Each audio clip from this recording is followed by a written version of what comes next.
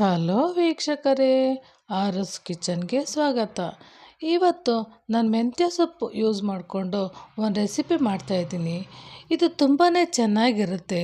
ಮಕ್ಕಳಿಗೆ ಸ್ನ್ಯಾಕ್ಸ್ ಆಗಿ ದೊಡ್ಡವ್ರಿಗೆ ಎಲ್ರಿಗೂ ತಿನ್ನೋಕ್ಕೆ ತುಂಬಾ ಚೆನ್ನಾಗಿರುತ್ತೆ. ಬನ್ನಿ ಹೇಗೆ ಮಾಡೋದು ಅಂತ ನೋಡ್ಕೊಂಡು ಬರೋಣ. ಮೊದಲಿಗೆ ಮೆಂತ್ಯ ಸೊಪ್ಪನ್ನ ಬಿಡಿಸ್ಕೊಂಡು ತೊಳೆದು ಸಣ್ಣಗೆ ಹೆಚ್ಚಿಟ್ಕೊಳ್ತಾ ಇದ್ದೀನಿ.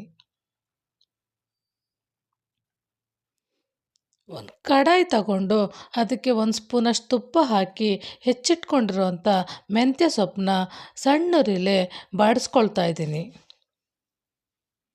ಅದರ ಹಸಿ ವಾಸನೆ ಹೋಗಿ ಸ್ವಲ್ಪ ಅದ್ರ ಕಹಿ ಎಲ್ಲ ಸ್ವಲ್ಪ ಬಿಡುತ್ತೆ ಹಿಂಗೆ ತುಪ್ಪದಲ್ಲಿ ಬಾಡಿಸಿದ್ರೆ.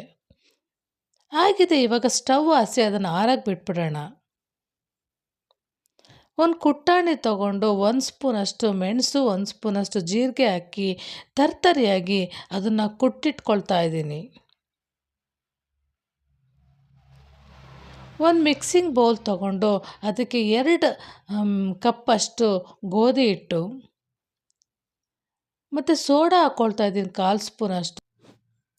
ಸೋಡಾ ಹಾಕೋದ್ರಿಂದ ತಿಂಡಿ ಗರಿಗರಿಯಾಗಿ ಚೆನ್ನಾಗಾಗುತ್ತೆ. ಅದಕ್ಕೆ 1 ಕಪ್ಪಷ್ಟು ಚಿರೋಟಿ ರವೆ ಹಾಕ್ಕೊಳ್ತಾ ಇದ್ದೀನಿ. ನಾವು ಕುಟ್ಕೊಂಡಿರೋವಂಥ ಮೆಣಸು ಜೀರಿಗೆ ಹಾಕ್ಕೊಳ್ತಾ ಇದ್ದೀನಿ. ನಾವು ಹುರ್ಕೊಂಡಿರೋವಂತಹ ಮೆಂತ್ಯ ಸೊಪ್ಪನ್ನ ಹಾಕ್ಕೊಳ್ತಾ ಇದ್ದೀನಿ. ಅದು ಫುಲ್ ಆರಿರಬೇಕು, ಬಿಸಿ ಹಾಕ್ಕೋಬಾರ್ದು. ಇದಕ್ಕೆ 1 ದೊಡ್ಡ ಸ್ಪೂನಷ್ಟು ಎಳ್ಳು ಹಾಕ್ಕೊಳ್ತಾ ಇದ್ದೀನಿ. ಹಚ್ಮೆಣ್ಸಿನ ಪುಡಿ, ಖಾರಕ್ಕೆ ತಕ್ಕಂತೆ ಹಚ್ಮೆಣ್ಸಿನ ಪುಡಿ ಹಾಕ್ಕೊಳ್ತಾ ಇದ್ದೀನಿ. ರುಚಿಗೆ ತಕ್ಕಷ್ಟು ಉಪ್ಪು ಹಾಕ್ಕೊಳ್ತಾ ಇದ್ದೀನಿ. ಹಾಗೆ ಇದಕ್ಕೆ 1-2 ಸ್ಪೂನಷ್ಟು ಎಣ್ಣೆ ಹಾಕ್ಕೊಳ್ತಾ ಇದ್ದೀನಿ. ಹಾಕಿ ಹಾಗೆಯೇ ಡ್ರೈ ಇರುವಾಗಲೇ ಪುಡಿನ ಚೆನ್ನಾಗಿ ಮಿಕ್ಸ್ ಮಾಡ್ಕೊಳ್ಬೇಕು. ಆಮೇಲೆ ಸ್ವಲ್ಪನೇ ನೀರು ಹಾಕ್ಕೊಂಡು ಅದನ್ನು ಚಪಾತಿ ಹಿಟ್ಟನ್ನು ಅದಕ್ಕೆ ಕಲಿಸ್ಕೊಳ್ಬೇಕಾಗತ್ತೆ.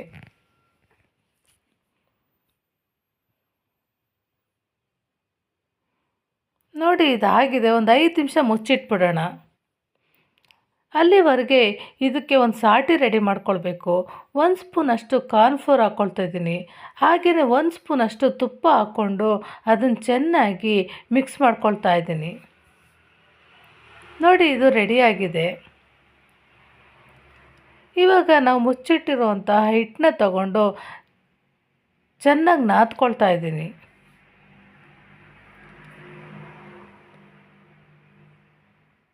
ಚೆನ್ನಾಗಿ ನಾದ್ಕೊಂಡು ನಾವು ಚಪಾತಿ ಹಿಟ್ಟು ಮಾಡ್ಕೊಳ್ಳಲ್ವ, ಆ ರೀತಿ ಬಿಲ್ಲೆ ಮಾಡಿ ಇಟ್ಕೊಳ್ತಾ ಇದ್ದೀನಿ.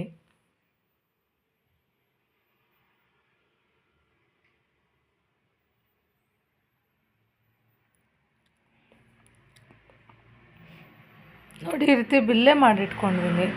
ಸ್ವಲ್ಪ ಅಕ್ಕಿ ಹಿಟ್ಟು ಅಥವಾ ಮೈದಾ ಹಿಟ್ಟು ಹಾಕ್ಕೊಂಡು ಚಪಾತಿ ಥರ ಇದನ್ನು ಲಟ್ಟಿಸ್ಕೊಳ್ತಾ ಇದ್ದೀನಿ.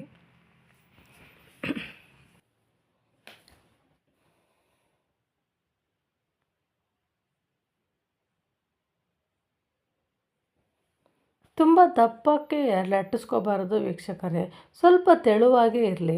ಹಾಗೆ ಎಲ್ಲನೂ ಹೀಗೆ ಲಟ್ಸಿಟ್ಕೊಂಡಿದ್ದೀನಿ. ಲಟ್ಸಿಟ್ಕೊಂಡಿರೋವಂಥ ಒಂದನ್ನ ಪದರನ ಹಾಕ್ಕೊಂಡು ನಾವು ಮಾಡ್ಕೊಂಡಿರೋಂಥ ಸಾಟನ್ನ ಸವರ್ಕೊಳ್ತಾ ಇದ್ದೀನಿ. ನಾನು 3 ಲೇಯರ್ ತೊಗೊಳ್ತಾ ಇದ್ದೀನಿ. 2ನೇ ಲೇಯರ್ ಇದು. ಇದಕ್ಕೂ ಸಹ ಹಾಗೆ ಹಾಕಿ ಸವರ್ಕೊಳ್ತಾ ಇದ್ದೀನಿ. ಇನ್ನೂ ಒಂದು ಹಾಕ್ಕೊಳ್ತಾ ಇದ್ದೀನಿ. ಅದಕ್ಕೂ ಸ್ವಲ್ಪ ಹಾಕಿ ಅದನ್ನು ಹಾಗೇ ರೋಲ್ ಮಾಡ್ಕೊಂಡು ಬರಬೇಕಾಗತ್ತೆ.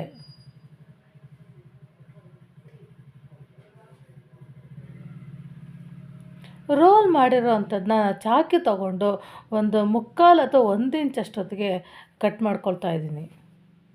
ನೋಡಿ, ಪದರವಾಗಿ ಎಷ್ಟು ಚೆನ್ನಾಗಿ ಬಂದಿದೆ. ಎಲ್ಲನೂ ಹಾಗೆ ಕಟ್ ಮಾಡಿಕೊಂಡು ನನಗೆ ಯಾವ ಶೇಪ್ ಬೇಕೋ ಆ ರೀತಿ ಲಟ್ಟಿಸ್ಕೊಳ್ತಾ ಇದ್ದೀನಿ. ನಾನು ರೌಂಡ್ ಶೇಪ್ ಲಟ್ಟಿಸ್ಕೊಂಡಿದ್ದೀನಿ, ಹಾಗೆಯೇ ಟ್ರಯಾಂಗಲ್ ಶೇಪಲ್ಲೂ ಲಟ್ಟಿಸ್ಕೊಂಡಿದ್ದೀನಿ. ಹಾಗೆ ಎಲ್ಲನೂ ಲಟ್ಸಿಟ್ಕೊಳ್ತಾ ಇದ್ದೀನಿ.